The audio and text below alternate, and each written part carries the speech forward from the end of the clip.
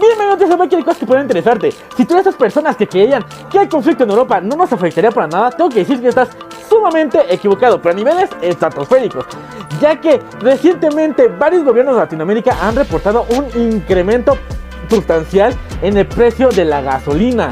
Y bueno, varios han tomado medidas para que esto no sienta un impacto verdadero en los usuarios.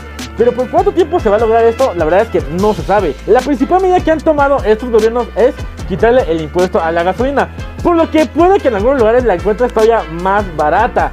Pero ¿cuánto tiempo pasa esto? No se sabe. Puede que incremente de la nada muchísimo. Así que toma tus previsiones, puede haber una escasez de gasolina y mucho cuidado, porque al final, cuando sube la gasolina, sube todo de precio.